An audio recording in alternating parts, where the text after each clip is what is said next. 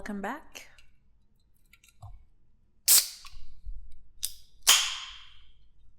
Welcome back to another episode of I Have Too Much Information because of all the research and all the questions I have in my head, so I Googled it and now I'm going to share with you. We don't have a name yet. Okay, maybe just for yaps. I don't know. We'll figure that out. But that is not the point of why we are here today. We are here because, once again, I had a question or a topic in mind and I did some research and I'm here to share that information with you all. So, I have stumbled onto Coachella Talk. I'm seeing how everyone is living, especially with the first week of Coachella just having passed. I've seen people's tents, how people have set them up, the safari ones, the influencer ones. I've seen the hotel rooms, how people are dressing. I've seen it all. And I think the most ghetto thing I've seen so far is the fact that people have to wait hours for the shower. And I don't know about you, but being number 100 and something going into a shower feels a little icky to me. I don't know how it works. I've never been to Coachella. I just know that it's not for me. And my biggest question as well with everything I've seen is how do people keep their stuff safe in their tents? Anyone could just walk in. Even if you put a lock on your makeshift door, a knife will slice through that tent material and people can get in. So it's kind of like, what's going on? But I guess that's just what comes with, going to Coachella. So while wondering all of this, if you went to Coachella today, would you prefer to camp or would you prefer to stay at a resort? I'll stay at a resort. There's no point camping. Nobody likes camping. Well, except some people. I Googled it and I wanted to see how much a hotel package would be because I'm not camping either because I'm not being number 200 and something going into the shower or going to a toilet. I've seen how people behave at porta potties. People have no home training when they're in public, so it's a no for me. So, La Quinta Resort and Club. If you wanted to go there for a 3-night or I think from Friday to Sunday, if you wanted to stay there, 1 king or 2 queen beds, guess how much it is for just that weekend? $2,000? Oh, we wish. It is $4,901.77 plus tax. Per night? This is for 3 nights. And it's approximately $2,450.89 per person. So I'm assuming they're only allowing maybe 2 guests. I don't know how they police that because if I bring friends over, how would you know? And everything is sold out except for 2 packages that they're offering. There's a spa villa with 1 king that is available for purchase for $8,125.67 plus tax. Or you can get a spa villa king for $9,989.97. So obviously there's money to be made. If you have a hotel or resort or something, you could make money offering people living or lodging for Coachella. And this is where we meet, I'm going to butcher this. I feel like Ruixue, Ruixue, Serena She. For the rest of this, I'm going to refer to her as she. The woman who allegedly scammed 160 people out of between $23 to $26 million for a resort she did not build in the Coachella Valley. Let's get into it. So, Miss She, or Serena, she proposed that she was going to build a hotel called the Hyde Hotel and Residences to debut as it's a leisure resort in the Coachella Valley in California. She was going to work with this development company in America called SBE. They were going to be the ones who built it, and she was sort of the face for this other company called Global House Buyer in China. She was the CEO. And what GHB would do is that her company would go to Beijing and they'd have these really, really glitzy events, sales pitches, where she'd tell people, hey, do you want to own a house in the California Coachella Valley? Well, do I have the business proposition for you? If you just give me 40% off, maybe between $400,000 to $700,000 US, you could be the proud owner of one of these resorts or one of these condos. The idea was that they were going to build a residence and hotel that had 350 guest rooms, and it comprised of 150 2-bedroom condo units with studio lockouts. Not sure what a studio lockout is. 40 luxury suites, some with private plunge pools, and 10 luxury 2-bedroom standalone villas, a Hyde kitchen and cocktails and destination meeting and event facilities as well. So essentially it was going to be this massive development that was going to really give people a return on their money, because we just saw how much it costs for a 3-night or 3-day stay at Coachella Valley. And that's just the base price. If you want to, do it up a little bit, they were offering people this like dream. And she had said, we are thrilled to work alongside SBE on this collaboration that we believe will transform the market in Coachella Valley. They are true leaders in innovation and a perfect fit to offer Coachella Valley visitors an exceptional residence in a hotel experience for our global community. This is what she said. So SBE itself is known as a company that does it's a hospitality and development company, I think based in LA. So they're known for this Hyde group. Like they do anything Hyde, it's most likely them, and they're very good at what they do. So that's why she partnered with them, and people felt like we've heard about this, we're comfortable with this. So what she would do, Serena, she was the CEO of two companies. The first one I mentioned was Global House Buyer, and she was also CEO of Hyde Morgan Development Group. So what she would do as Global House Buyer is she told people that this is the development company. So I think when people are developing, it's not just one developer on the project, because it's like, why do you have, if you're a development company, why are you soliciting another development company? It just didn't make sense to me, but I'm assuming that's all standard practice, I guess. And Hyde Morgan Development was the company that she was saying would look for investments. But as far as people knew in China, because a lot of the people she scammed were in China. I don't know why I put scammed in quotations. She actually scammed people. So she'd be flying to China. She'd put on these big events, and she'd be like, hey, do I have the proposition for you? So let's play scenario game, right? Okay. This is you. You are back home and you want to go to America, or you want to live in America, and you also want to find a good investment opportunity. And I come to you and I say, you know what? Give me money. I'm building this great development project, and what you're going to get is not only a great investment opportunity or a residence if you want to live there, but I can actually help you get an EB-5 immigrant investor program visa to come to the US. What would you say? If I have money, I'm going to do it, but anyway? Not America today, but yeah, definitely. If I had the money, I would do it. So she got people to invest, and she was requiring people would have to front up 40%, and she said that GHB would then help them finance the rest of the money through an American bank. And people gave her money. One guy transferred $50,000 to her. Another lady said she was promised that she'd get a long-term visa, and she gave her $500,000. And investors were like, we're doing a good thing. I think if you give someone money and they've promised you something, you think, hey, I'm actually going to make money and I will get a visa. This is not small money. 40% of $400,000 to $700,000 is a lot. And we're not really sure what the backgrounds of these investors were. We're not sure if they were wealthy individuals or people who had, started saving. It's in some of the articles I read. These are some people put all their life savings. So people are really I hope this works. And so while investors were happy that they did the right thing and they put their hard-earned money to work, Serena was putting their hard-earned money to work, just not where she said she would. So she had said, I've purchased a 47-acre lot in this valley, and that's what we're going to build this on. She only purchased a 20-acre lot. And the rest of the money, we don't really know what happened to the full, let's say $23 million sum.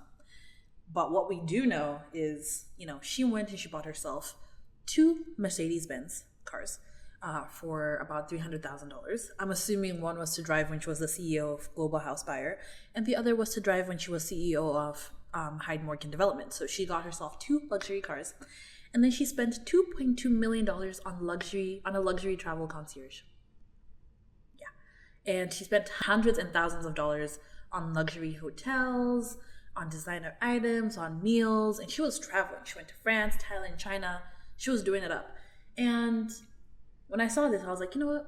Let's give her the benefit of the doubt. This is before it's been confirmed that she actually was scamming. What if she was doing all of this for research? That's an expensive research project, though. I mean, research is generally expensive. If you're going to offer luxury, you need to know what luxury is. How are you going to tell people I'm building a luxury hotel if you've never stayed in one? Not to say I know whether or not she stayed in one, but you'd think that, I'm going to go and see what other luxury hotels are about, and I'm going to scope out the potential competition and know what to put in mine. But the fun thing is, those countries are not competitors to what she's building in LA. So if she was scoping out like fellow resorts in LA, that's a different thing. But she's traveling across multiple countries. That's no more research. That's just vibes. I mean, what if she wanted to offer an international experience?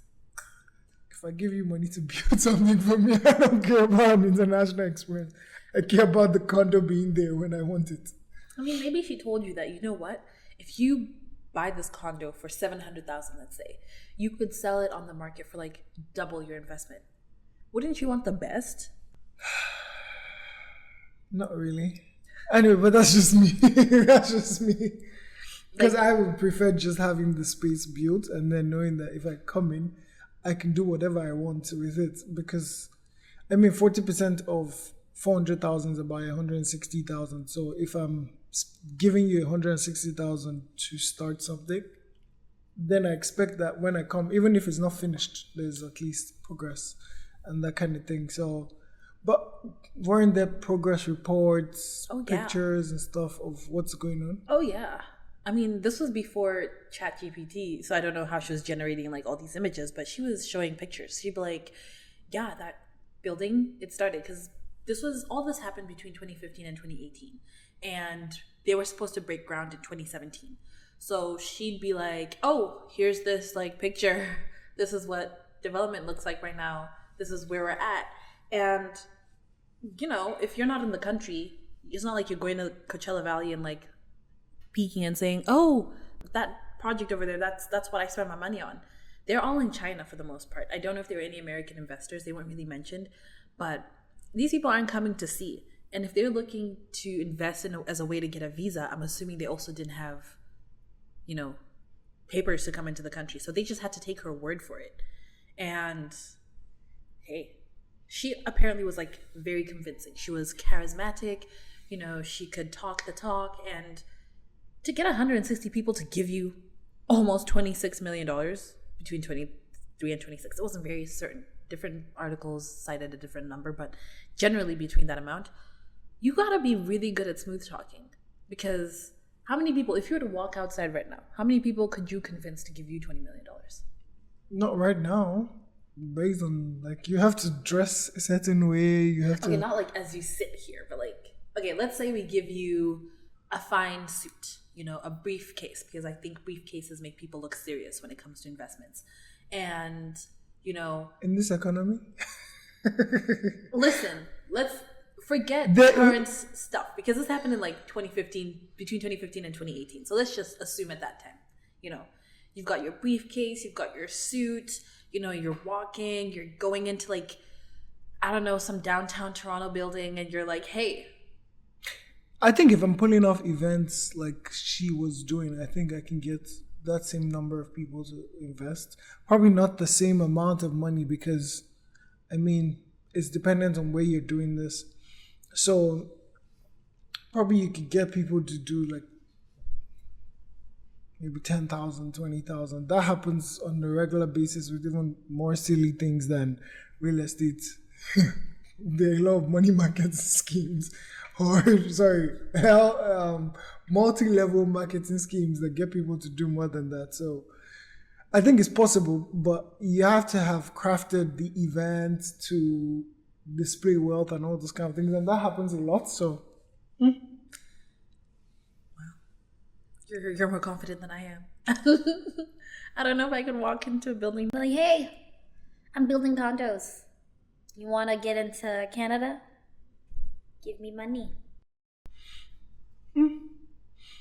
I think it's also the way the US is quite stringent with access and visas and all those kind of things. The process, everything that seems like it can give you the opportunity, you're more likely to believe it if you're actually trying to get the opportunity. But makes sense. So now, next question, right? You have gotten this money from investors. You've gotten $20 million. And you knew from the get-go that let's assume she started with good intentions and then the money got to her. But you're now at a point where you know you're not building jack. Like, you're not building anything. And you don't want to go to jail. right? How are you going to spin this so that A, people don't really look into like, okay, give us our money back, and B, shorty, we want you arrested immediately. Like, what are you going to do to avoid jail time? If you have all that money as capital, you can start something else and just pay people dividends and tell them that the houses didn't work, but you're going to gradually return the money. Put the money in investments, because I feel like a lot of people that once you've scammed, you can't go back to unscamming. You can't unscam, because also there's time lost. But if you can pivot people to say, okay, this didn't work out, but I have, some people will tell you, give me back my money. Some people will be more open. Mm-hmm. So you just need to find another driver. Some people do those things of where you just get into a big investment and then take out all the profit and then give them back their money. But you've gotten the profit because that's a large amount of capital. But there's none of those investments. But I think if I ever scam people and then I have a big sum of money, I'll look for a big investment that I can, probably not something very risky that I can lose all my money on, but something that I can, get quick value from that capital and then give them back the capital I know that I've made. Because, I mean, if for 20-something million, if you put it in an investment that has like, let's say, even 5%, let's say 5%, you can get probably like 200,000 naira. That's not a lot of money though. Mm. Okay. Mind you, she spent some of it, Yeah. So she doesn't have so that I think she knew she was scamming. She knew she was scamming and she was spending and living la vida loca, thinking it won't bite her in the ass. I was trying to think like what her plan was, because if you tell people you're building a condo, eventually someone's going to expect to see a condo. Mm-hmm. It's not like, I don't know, maybe if you say I'm investing in crypto, you could just say, oh, the market crashed and, there's nothing I can do. You knew it was a risky investment. But like, she had a big development company in Los Angeles who she was working with. They even put out, there was an article that this company was fully aware that this was the plan. I don't know where things fell apart on that side. Because she had to get the rights to use the word hide or to use their branding, So obviously she went and she got this business. She bought half of the land, less than half of the land that she said she was going to buy.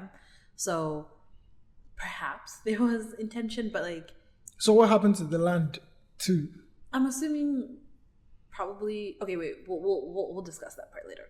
But if you're going to scam, I think don't scam with something as big or massive as something like a resort, because people are going to want to see the finished product, and you can only show fake images for so long unless you walk up to something else and say, oh, that's ours, and they're like, oh, but why is it named Palm Springs? And you're like, oh, we just changed the name because we figured out that people like that name better. But people are going to want to see something.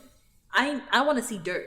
Next time you come to China, bring me a cinder block so I can see that you're actually doing work or something. Or I want to FaceTime me right now. FaceTime me. So anyways, at some point she decides that I don't understand the logic behind this, but her company GHB stops being operational in the US.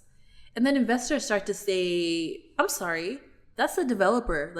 You said this is the developer for the project and they were going to help us finance the remaining amount of money through an American bank. So what do you mean they're not operational? And, people got concerned, rightfully so. And people were like, give us back our money. I want a refund immediately because what is going on? And she's like, how about I give you a partial refund and you don't tell anybody? This is our secret, you and me.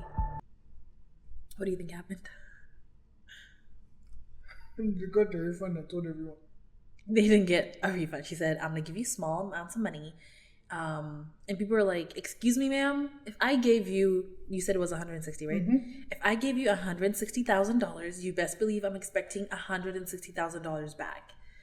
So you either give me all my money or you're going to jail. And that's exactly what happened. She went to jail. Apparently she did give one person some of their money back, but a lot of people, 160 people, $23 million. So yeah, in November 2022, she pled guilty to one count of wire fraud and was sentenced initially to 16 years in prison. But because she didn't show enough remorse, because she ended up trying to take back her plea, like, or her, she pled guilty, yeah. And she was not sorry enough. So they went back and said, okay, we're going to give you 20 years instead. And the judge was like, she wasn't remorseful, so she deserves to serve the maximum amount of time for her crime. So what happens to the money, though? That's the part I'm not entirely sure, because she was ordered to pay back $35 million to the investors she scammed, which is, it seems like it's more money than she got.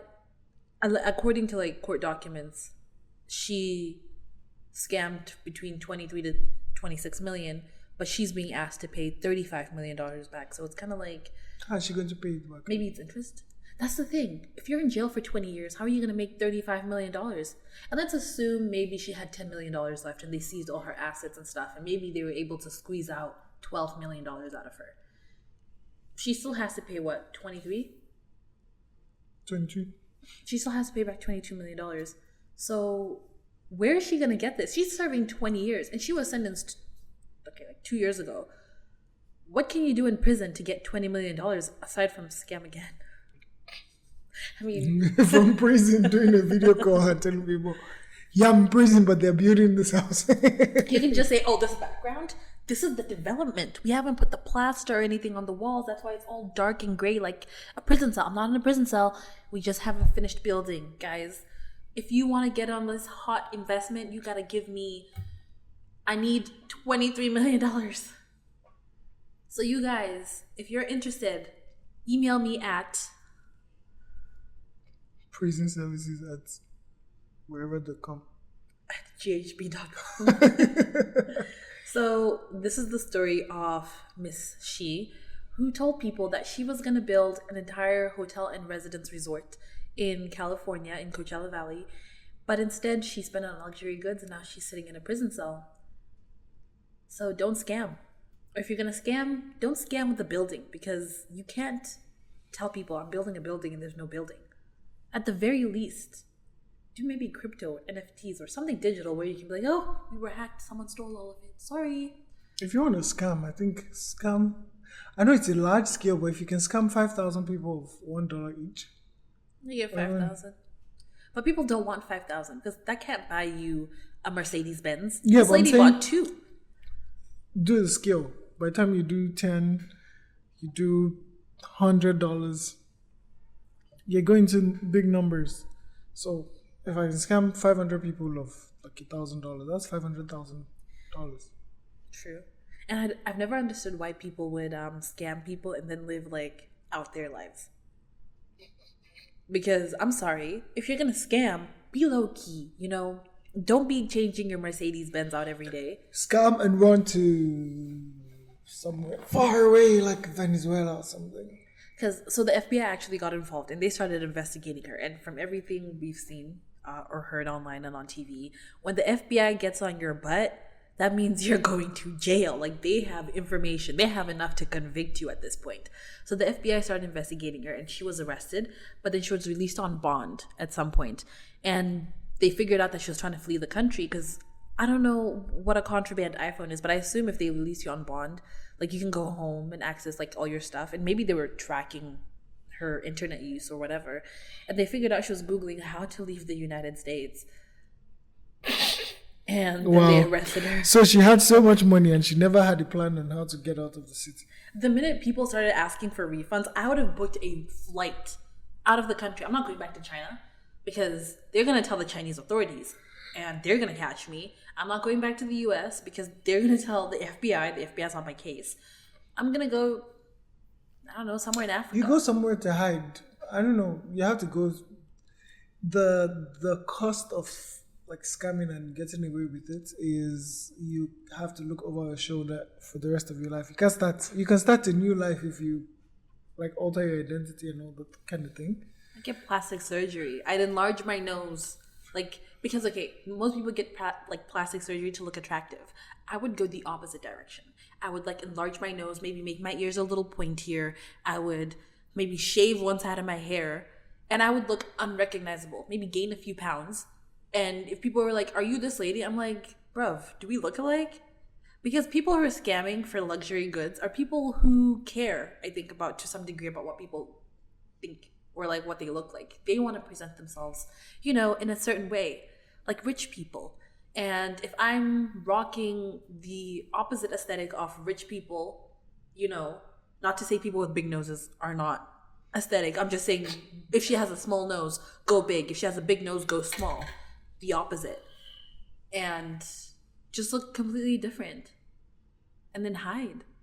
Move to Kenya, start a farm or something. I don't know. With $23 million, I think it's hard to do that because I think at the end of the day, anybody that's coming wants to live the life. So to downsize might be hard, except if you have to be very cautious of how long you want to do it for. You can downsize for maybe 5 years and just wait till everything blows off the radio and then you start again. Shorty had to downsize for 20 years. Like, she's been forced, court mandated, orange jumpsuit, sharing a prison cell on a bunk bed with, I don't know, do you go to a nice prison if you commit fraud compared to a maximum security prison? I think that's at the behest of the judge. And where you're staying, actually, so if you're charged in Texas versus charged in somewhere else, that kind of thing, or California. So it's based on where you're charged and what prisons they have there. So man, she should have left the country before people got the FBI involved, because I'm sorry, she should just not have scammed, man. I feel like but she didn't. You're right, she didn't even need to scam. If she can get 160 people to give you $23 million, you could actually invest that. Like you said, maybe don't do real estate because $23 million to build an entire residence, that seemed a little low. I don't know how much it costs to build a hotel, but a luxury one, I assume maybe you need hundreds of millions. At least. I feel like she overestimated what the returns would be on that money and then started spending the quote-unquote revenue before it came, because she said she was going to finance that money to get more money to build the thing. So, when you start picturing gains that you've not gotten yet, and then you start spending based on those gains, and then the investment didn't pan out or the financing didn't pan out as expected, and everybody pulled out their money, and then she kept it hush-hush. It's funny, she's like, I'm just going to start spending the money before we even break ground. I haven't even bought all the land, but you know what I need? 2 Mercedes. That's what I need. That's what's going to help us get more money, because if people think I'm rich, they'll give me money. And maybe, you know what? Maybe that was the plan. Look rich so rich people give you more money. Yeah, but more people give you money when you didn't look rich. I mean, they said they were glitzy events. So I'm assuming, it wasn't like she was just standing in the corner of a hotel with a microphone just shouting, "Give me money." She probably had a whole deck. In one of the pictures, I'll put it up on screen, she was standing in front of this whole screen, this red screen, and she was holding a microphone. It looked professional. I don't know what the words were saying. It wasn't in English, but it seemed like she was putting on good events. I didn't see the crowd. I'm assuming people were sitting at tables, maybe eating some hors d'oeuvres, sipping some champagne, because give people a little bit of liquor and they'll open their wallets. That's how it always happens. Even the multi-level marketing things, they bring you to somewhere, give you some food, and next thing they're telling you about how they bring some executive who tells you that last year he was in this place, he made this place, or this amount of money because he got into selling knives, for example. If you sell these designer knives that cut like butter, oh my God, you too can become a millionaire. I remember one of those things that I was pulled into, and the guy, they talked. Yeah, they talked about, it was like a actual job offer. At that time, they were like, oh yeah, and then it was, they want you to sell knives. Door to door to sell knives, and then you get a percentage of the cut. And I was thinking all through, if someone knocked on my door and told me, do you want to buy some knives? I'm like, what the hell? What are you doing in front of my door? Get out before I call the cops, because I'm Oh sorry. my god, that's so like it's a random product that doesn't make any sense, and that's what they always choose. Things like knives, things like what's the other one? Drugs or something that would enhance life. There's just too many flavors of this that sometimes I'm like, why isn't the market saturated and people just be like, I'm not doing this? But I think everybody wants a quick way to make money. Everyone wants a quick dollar, because I'm sorry, if you knock on my door and you're like, can you buy my knives? I'd be like, ew, and I close my door, because that seems desperate. People who go to doors and knock for sales, I'm sorry, no. I want the companies I buy from to play a little hard to get, Let me drive to you. Let me see it in the shop. And I bring it home and my husband goes, what did you do? And I just smile sheepishly and I say, hey, this guy was in the store and he said, you want to buy knives? And I said, yeah. You'll be returning those knives. People, like some articles that I read were comparing her to Bernie Madoff, who I believe he ran one of the biggest Ponzi schemes ever. And I think he got his was billions. He was a big boy. I think his was not real estate. I think it was investments or something. Yeah, just a quick wiki search. Bernard Lawrence Madoff was an American financial criminal and financier who was the admitted mastermind to the largest Ponzi scheme in history. Damn. Mm-hmm. Whoa. Worth an estimated $65 billion. How do you scam people out of $65 billion? All you people who are stealing credit cards, you're thinking small. Why stop at credit cards when you can go into something that gives you billions? Like becoming a financial investor for people taking their money and just run off.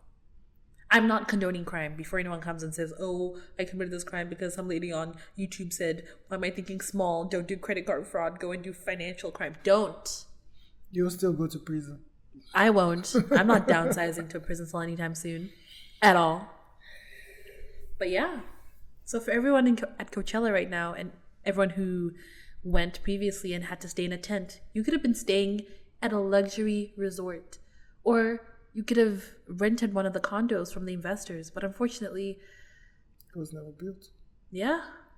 I hope the people who are scammed get something back, or at least got something back, because this was 2 years ago. Because some of this was people's life savings, and some people said they even contemplated suicide. So I hope that she finds a way to pay that $35 million off, because she doesn't have to worry about food or shelter. I'm sure they give that for free in prison. So her efforts should be into repaying people back, because I'm sorry. Let me find out that my parents were scammed out of their life savings by some lady who wanted to buy herself designer shoes. Girl, if you don't. But yeah, that's the story of Miss R. Serena. I'm not going to try and pronounce her name again because I pronounce it horribly. It'll be on the screen. This is the story of how a lady scammed 160 investors out of $23 to $26 million to build a resort that she never built. Instead, she built her closet. She filled it with designer goods and used to drive 2 Mercedes-Benz. I hope you enjoyed this. See you next week.